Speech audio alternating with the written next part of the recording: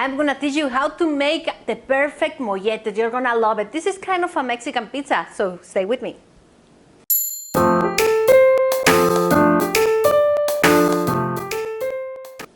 Hello, my name is Laura, and I'm gonna teach you how to cook healthy Mexican food. The food that you like, the Mexican food, but in a light version. So let's get ready with these molletes.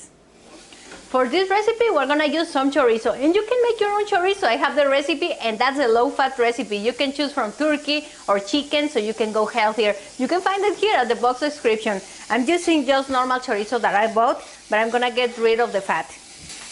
So let's cook the chorizo over here. And I also have some beans. You can buy them from a can or other way. If you want to make them, just put the beans to cook with some garlic cloves, some onion, salt, and ready. Just cook them.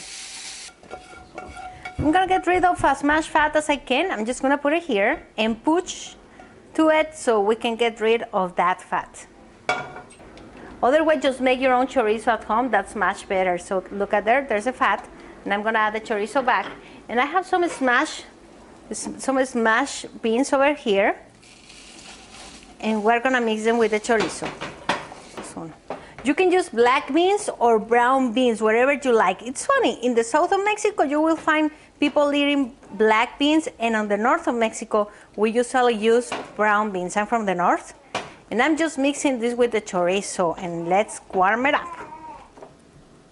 Molletes are used in Mexico for breakfast or dinner. They are great for kids. They are tasty, very easy to do, and also very affordable food. You can actually do it. If you find like small breads, you can make it for nibbles for you. When you have people at home, or for the Cinco de Mayo fiesta, or wherever, anytime you want, it's delicious. This is not much of a really low-fat diet kind of my recipes, but I just wanted to teach you because I love it. And I love when my cousins come home, and they were born in the United States, so I always try to find them the roots. I always try to make them something Mexican, and once I told them that I was going to make them some molletes, and we're like, what is that, Laura? So I told them, this is just Mexican pizza, and they loved it. And every time they come, they're like, make us some Mexican pizza.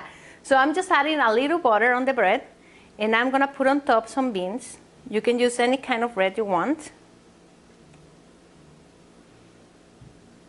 And I'm gonna add a little cheese on top. And there we go. We're gonna put this in the oven. I have my oven at 350 Fahrenheit. That's about 180 degrees Celsius. All set. While this is ready in the oven, let's make the mejor pico de gallo that you're gonna find on YouTube. I have some tomatoes cut in squares over here. That's a tomato. I have some jalapeno. If you are not into much spicy food, you can use green bell pepper. And I'm also using some onion. Now, the secret to make a very good pico de gallo is that you can use some salt. You can use pink salt or you can use sea salt. And this is gonna help us to get all the flavors together. Instead of just cutting them apart, we're gonna just make them very finely over here, but putting all the flavors together, putting them together. So let's mix up.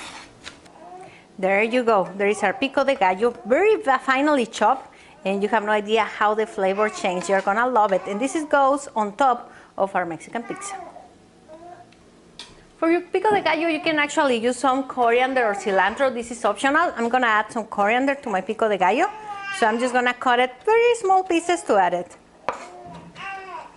All you need from your oven is to warm up the bread. So when it's ready, just put it in the broil for a little while so you can get a nice color on the cheese. And we're all set, ready to serve. So I have here my molletes ready to eat. We're gonna put some pico de gallo on top. And look how delicious it looks like. Please follow me on Facebook as Eat Healthy with Laura and subscribe to my YouTube channel. Remember, every Thursday I have new recipes. So I hope everybody at home enjoys this recipe, and I see you next Thursday here with more healthy recipes with Laura.